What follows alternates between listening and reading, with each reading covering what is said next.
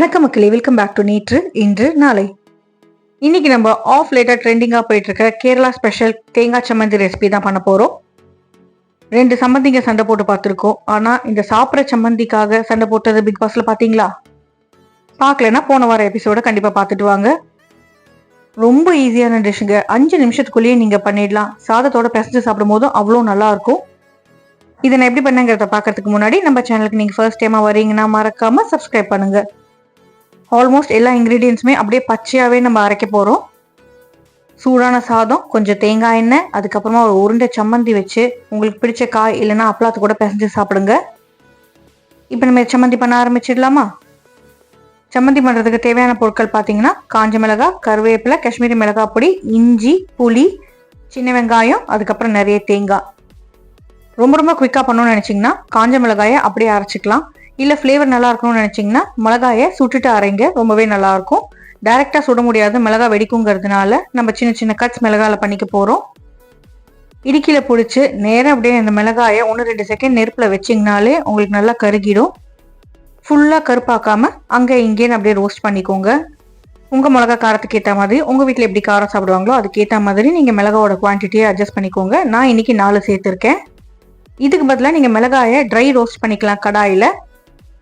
இப்போ ஒரு mixie jar எடுத்துக்கோங்க. நம்ம ரோஸ்ட் பண்ண 4 மிளகாய் அதில் சேர்த்துக்கலாம்.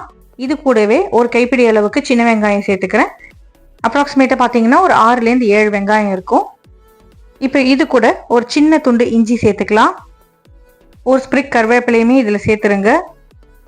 சின்ன உருண்டை அளவுக்கு புளி சேர்த்துக்கலாம். இப்போ இது எல்லாத்தையுமே ட்ரை அப்படியே குறைன்னு அரைச்சி எடுத்துக்கோங்க.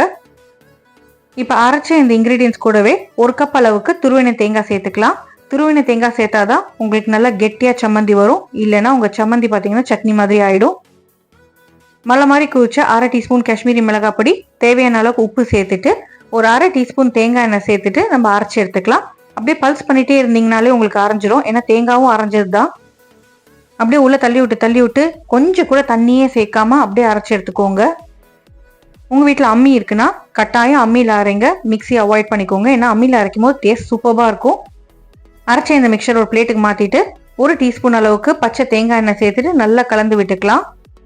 நீங்கள் தண்ணி சேர்க்காம அரைச்சிங்கன்னா உங்களுக்கு இது ஒரு பந்து மாதிரி உருண்டு வரணும். நல்லா கலந்து விட்டுட்டு கைக்குள்ளே வச்சு அமுக்கி பந்து மாதிரி உருட்டிக்கோங்க.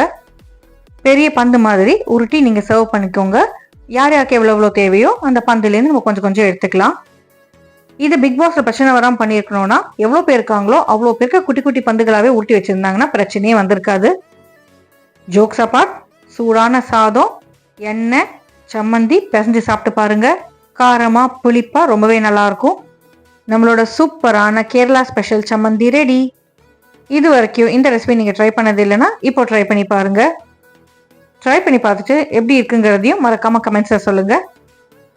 தேங்காய் இருந்தால் கடகடன்னு உங்கள் வீட்டில் நீங்கள் ஒரு 5 நிமிஷத்துக்குள்ளேயே பண்ணிடலாம். தோசை மேலே ஸ்ப்ரெட் பண்ணி சாப்பிட்றதுக்குமே ரொம்பவே நல்லா இருந்தது. நம்ம சேனலுக்கு ஃபர்ஸ்ட் டைமாக வரீங்கன்னா லைக் பண்ணுங்கள், ஷேர் பண்ணுங்கள், மறக்காமல் சப்ஸ்கிரைப் பண்ணுங்கள். இன்னும் நல்ல வீடியோட நாளைக்கு சந்திக்கிறேன். தேங்க்ஸ் ஃபார் வாட்சிங்.